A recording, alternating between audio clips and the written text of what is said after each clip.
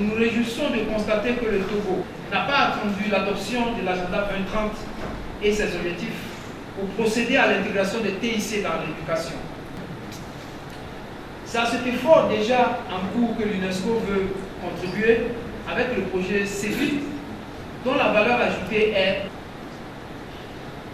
de capitaliser sur les expériences précédentes et de créer une plateforme interactive de formation initiale et continue pour améliorer les pratiques de classe. L'UNESCO met cette ambition en œuvre grâce à sa coopération fructueuse avec la République populaire de Chine, qui est actuellement un de nos principaux contributeurs. Merci encore à vous, Excellence, d'être avec nous et pour l'appui que votre pays ne cesse de donner à l'UNESCO et à nos États membres.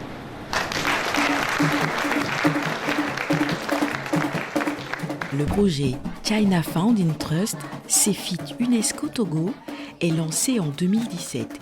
Il vise essentiellement 3 objectifs: l'universalisation de l'enseignement primaire, l'amélioration de l'accès et de l'équité dans les autres niveaux d'enseignement et l'amélioration de la gestion et de la gouvernance.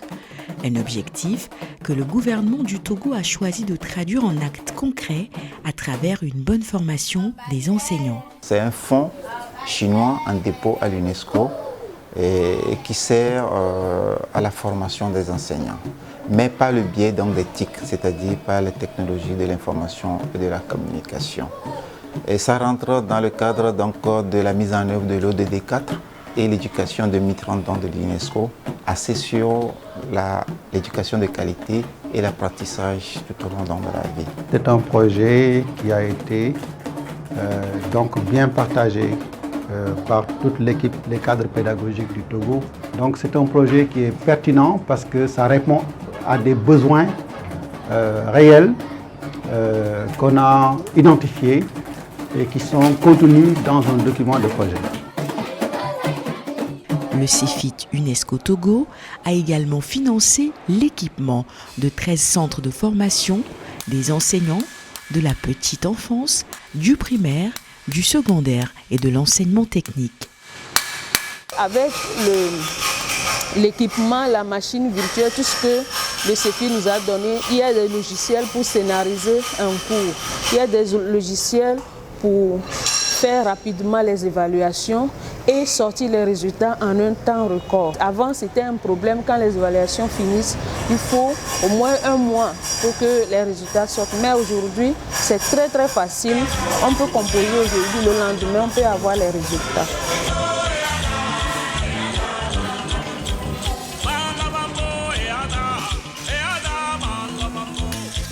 CEFIT UNESCO Togo a appuyé la création de 7 plateformes d'enseignants et d'apprentissage en ligne et 3 bibliothèques numériques. Nous avons reçu des équipements. D'abord, nous avons une salle CEFIT, nous avons reçu des ordinateurs, nous avons reçu des portables. Avant, on n'était pas trop dans l'éthique, donc on travaillait d'une manière pas adéquate, mais aujourd'hui avec le CEFIT, on peut travailler encore, améliorer encore nos performances et travailler jusqu'à distance avec nos collègues qui ne sont pas avec nous, et les apprenants qui ne sont pas avec nous. On peut travailler avec eux à distance.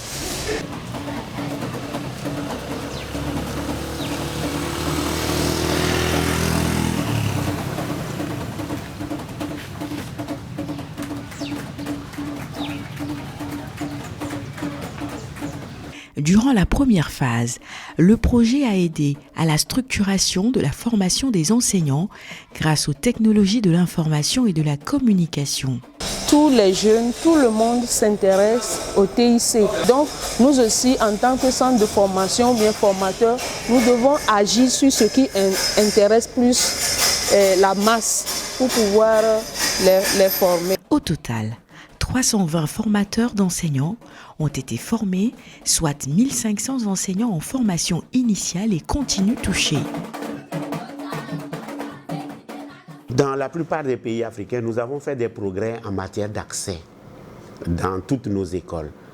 Mais quand vous regardez la qualité, on se demande qu'est-ce que nos enfants apprennent à l'école.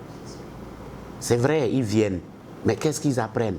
Lorsque l'enseignant est suffisamment formé et qu'il maîtrise vraiment ces techniques d'enseignement et de pratique de classe, il peut donner l'essentiel aux élèves.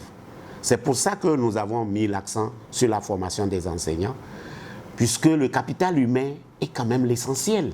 Nos modules seront élaborés sur l'analyse des besoins, c'est-à-dire les défis, le retour des inspecteurs, tout ce qui constitue un défi pour le système et les problèmes que les formateurs ont sur le terrain.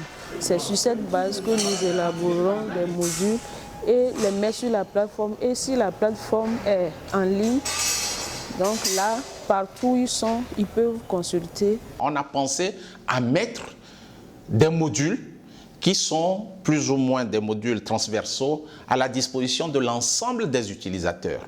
Pour que, au cas où, dans une institution, on n'a pas la ressource pour assurer l'enseignement, qu'on puisse au moins organiser ce type d'enseignement, puisque le module est décliné sur Moodle et permet d'assurer des activités d'apprentissage à partir d'un dispositif cohérent qui est à distance. Tout cela est porté par ce qu'on appelle la machine virtuelle, une plateforme avec des applications pour les travaux de conception pédagogique de l'enseignant, mais aussi pour une gestion administrative efficace des centres de formation. Nos centres sont en train d'être équipés, mais les formateurs ne maîtrisent pas l'utilisation de ces machines. Donc, nous essayons de montrer l'utilisation de ces machines. Nous les déposons sur la machine virtuelle, ils pourront consulter ça. Et après cela, ils peuvent l'utiliser facilement. Maintenant, le rôle de l'enseignant, c'est de chercher à accompagner les jeunes, à les recadrer et à pouvoir se servir de cette connaissance. Donc aujourd'hui, c'est très facile aujourd'hui de connaître. Dans cette machine virtuelle, vous avez à la fois des applications qui sont lourdes et aussi des applications qui sont web. Donc la machine virtuelle servira de machine cliente, mais aussi de serveur. Donc en résumé, la machine virtuelle contient des applications dont a besoin un enseignant pour préparer son cours, pour donner sa classe, pour tutorer, mais il contient également des aires de pratique pour mettre en pratique les compétences et les aptitudes managériales dont il a besoin au sein de son institution de formation. Cette machine virtuelle est indépendante de la connexion Internet et la machine virtuelle est portable. On peut l'utiliser sur plusieurs terminaux. Donc nous avons créé des Wi-Fi terrasses qui permettent d'accéder au contenu pédagogique qui se trouve dans la machine virtuelle dans un rayon de 100 à 150 mètres.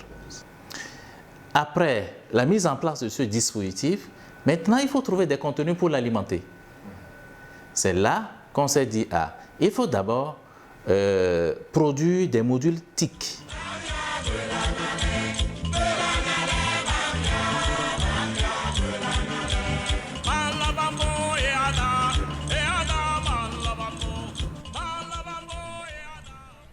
Nous avons parlé de comment, par exemple, tourner un film, comment monter un film, comment le découper en séquences.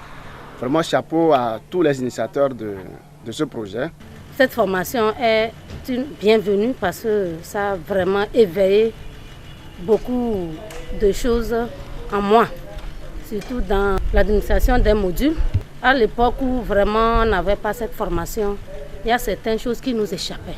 Remercier vivement du fond du cœur et souhaiter que l'appui ne cesse pas parce que nous avons besoin encore beaucoup plus d'appui pour continuer et atteindre l'objectif qui est la formation des enseignants et surtout l'éducation de qualité dans notre pays. Vous savez que UNESCO, ce n'est pas la première fois, donc c'est une institution qui est vraiment spécialisée et qui a des compétences réelles dans l'identification déjà des besoins.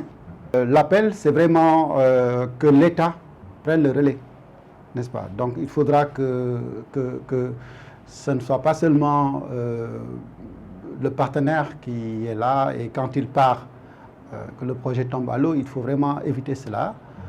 Mais là, je suis rassuré parce que tous les acteurs que nous avons rencontrés sont de cet avis-là.